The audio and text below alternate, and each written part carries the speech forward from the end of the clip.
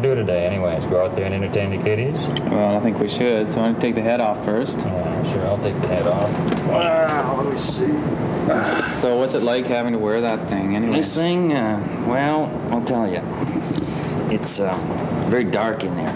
Mm-hmm. Very dark in there and claustrophobic. But once you get over the claustrophobia, it's all right. How much does it weigh? It weighs about 24 pounds. You can see out, if you hold your fingers about that far out in front of you, yeah, and look through those two holes, that's about as far as you see. That's all? And you can see straight down. Oh, so for the little kids. Little kids, you can see straight down, and you can see people from a distance. You can't see from either side. It's the children that are the nicest to meet because they either like the moose or they're afraid of the moose, see. And when you like the moose, it's great. They'll do everything for the moose. They'll hang around the moose forever. Kids that are afraid of the moose because it's a big weird sort of animal, we try to win them over as the moose by telling them how nice and soft it is or whatever. We succeed 50% of the time. Yeah. The moose cannot see people trying to get set up for shots, and sometimes it's a real problem for the ranger to try and divorce yourself from getting it coordinated, because you'll sometimes have 20 people all trying to get a range to have pictures of their kids taken or pictures of themselves taken. So sometimes you have to be a little bit discreet in trying to coordinate it, and sometimes speed up the process a bit. Like if the parents want a picture of the child, sometimes you just say, okay, stand over here, turn around, look at the camera, smile, and that kind of speeds up the process when you're working in a crowded situation. Sometimes it gets completely out of hand and you just ignore them entirely. Otherwise, you're going to end up with a whole bunch of people expecting you to coordinate the whole photograph taking session. He can be blindsided, and kids like to run up and bash him on the back and hit him on the head, things like that. So it's nice to have the ranger around to keep track of that. But basically, when I work the costume, I treat the kids like they treat me. If they come up and smack me in the moose, I'll just give them a little shove. And and then they realize, oh, there's somebody in there that feels like I do. So they'll usually just back off. I don't think kids should run around and take advantage of people in large costumes. You see, they should learn that as well. And I've done that. It's not, and then we become friends again. See, when I shake hands, see, well, you can't bop me in the head and get away with it. And I've chased some kids just for the fun of it. Your Frankenmoose impersonation. Become a monster moose for them. In a crowd situation, you need the ranger to more or less get the moose to a sort of photographic spot, and it's really important that the moose has a spot where he can put his back to the wall so that he's not going to have people creeping up behind him, because that can create almost a safety hazard. The very first day on the job in our preparation, Harry made sure that I took a turn in the suit. It's mandatory that whoever is the ranger has to take the first turn in the suit. You have to know the limitations of the visibility, and you have to know just how hot it gets in there. And you have then, from that point on, you realize just how urgent it can get when you've got to sort of say, that's it, the moose has got to go for a break now, go and have some willow buds or whatever. And that way you're able to get the moose back to some spot where he can get changed and cool down a bit before the next appearance.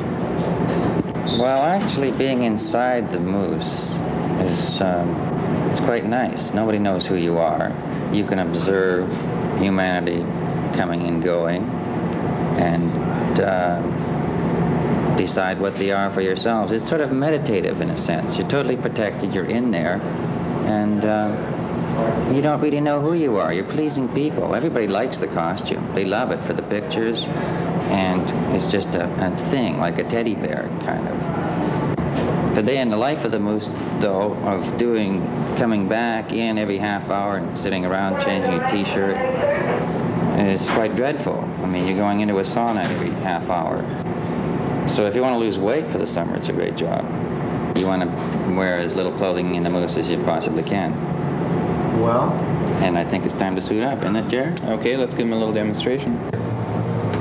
Hi, Alex. Roger, here we are. We're now going to demonstrate the component parts of the suit. Yeah, just a minute. First, we tell them to wear All right. shorts and a t-shirt. And Socks are optional. no socks. So we'll take the shoes off.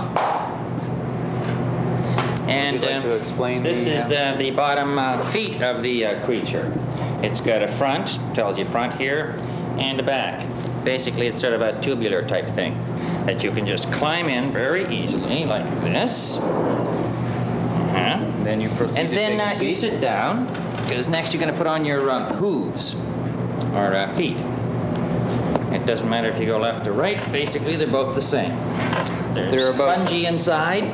Size 17, 20, somewhere around there. One size fits all. It'll Climb feel up like there. you're swimming in these, but they They're do light. hold pretty well. These, in fact, are quite light. Tie them up here. So, pull the little leggies down. Then we stand up and put our foam on our shoulders. Yes, for the Mark IV model, we've added this improvement. Here's where the Ranger comes into the dressing up process. Okay. Now, the reason we've added this little addition to the suit is basically to take the weight of the head, which, as we mentioned before, is 23.5 pounds. Right. Now That's we it. move on Basic to harness. the Pretty good. You can move sweater component, Velcro to attach the arms. in it. Easy. Just slips over the head.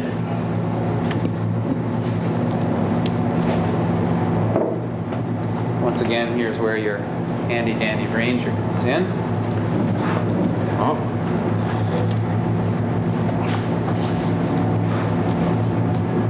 Yeah, and we just leave it all open here because the head will fit down into here and you have to tuck everything in to the top. Next, we have the two gloves. The hand is optional, whichever one you want to use. That's right. Slip them on. Pull down your fur over top. One arm. Let's go.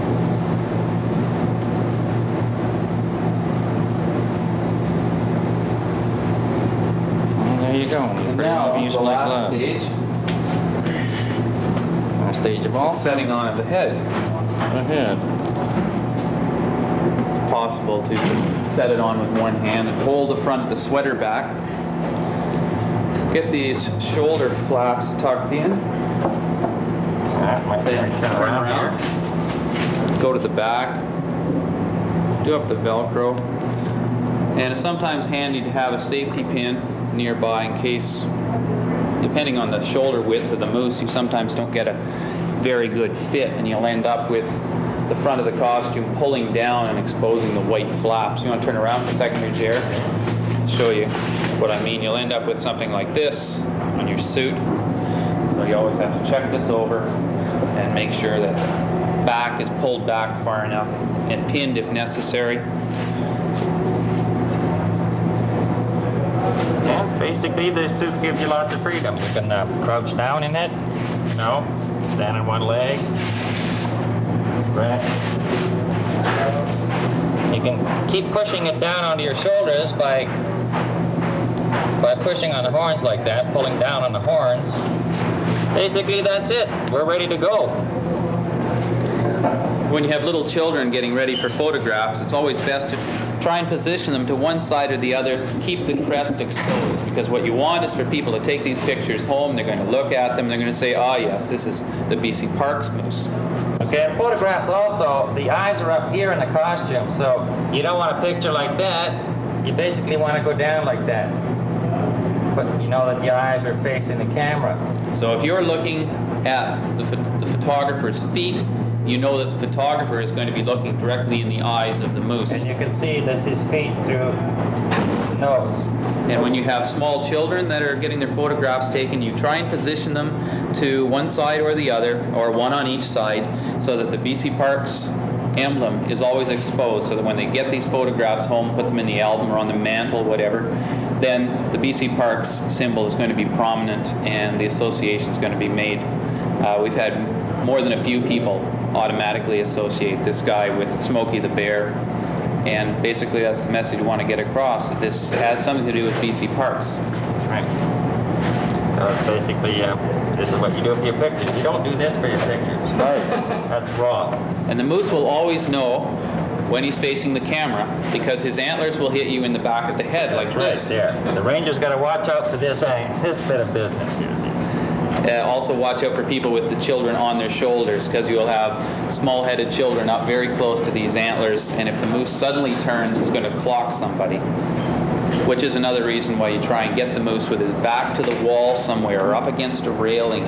So that it's good to lean. He can lean around on stuff, you know, when he gets tired. Now he's getting very hot. I'm going to take the head off again. Well, I don't know. Let's go outside. What do you think? Get outside and go to work. To work. Kiddies. Let's get moose. Follow me.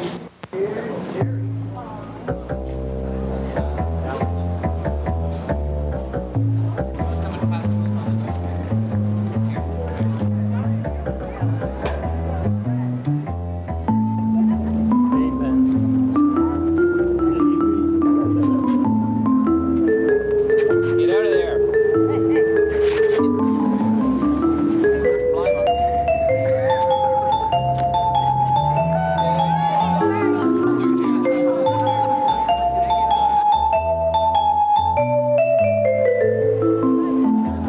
Give you a hug. You want him to wear your hat?